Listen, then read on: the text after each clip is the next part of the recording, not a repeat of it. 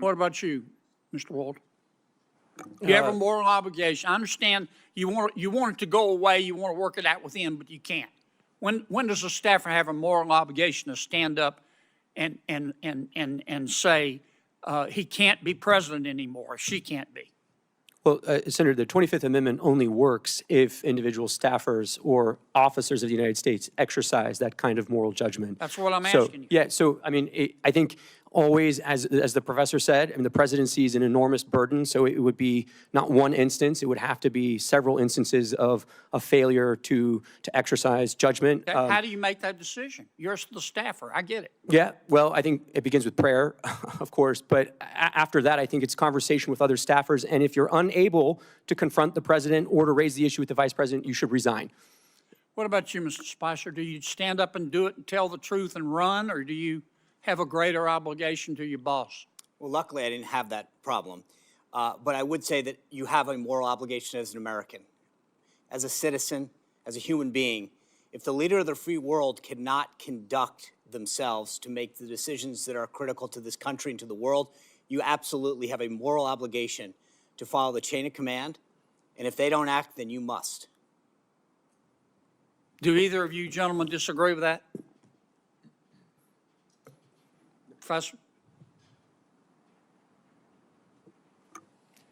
Senator, I think acting means talking to the people who have the responsibility or in a position under the Constitution to do something. You don't about the agree with situation. Mr. Spicer?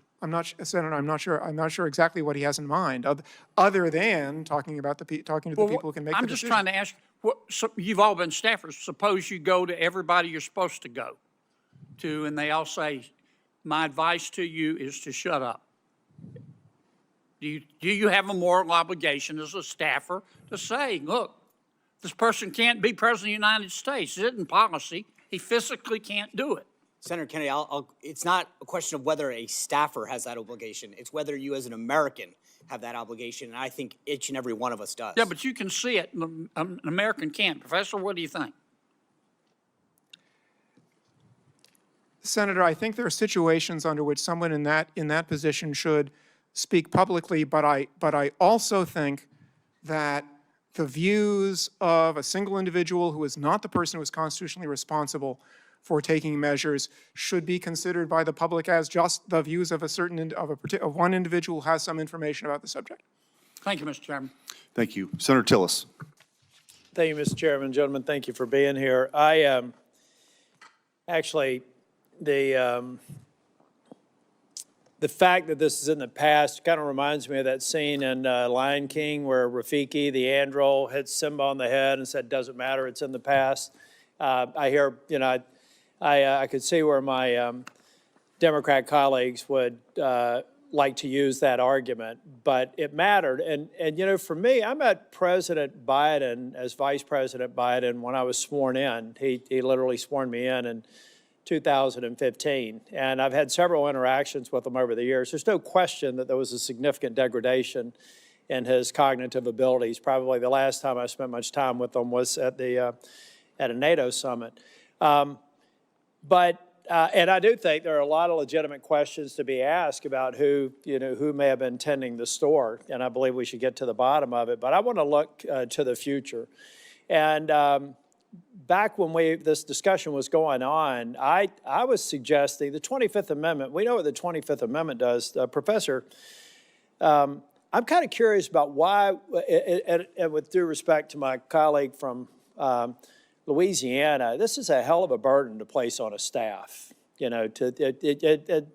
Spicer, you've been in the White House. Can you imagine how heavy that would be and how unlikely it would be for you to be successful as an individual staff member?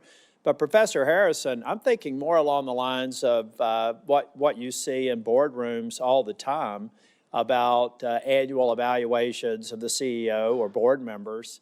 What about the concept of something short of triggering the 25th Amendment, where the cabinet members, hand-selected members of the president, confirmed by the Senate, maybe on an annual basis, have to have an attestation that based on their work with the President of the United States, that he is mentally capable, fit, and the same way that we have boards make those decisions about board directors and CEOs. What would be wrong with some sort of a report or attestation to Congress from the cabinet member saying this man or woman is good to go, and it would be it would be perjury to Congress if they ended up covering up and history proved that? What's wrong with something like that as we're looking forward?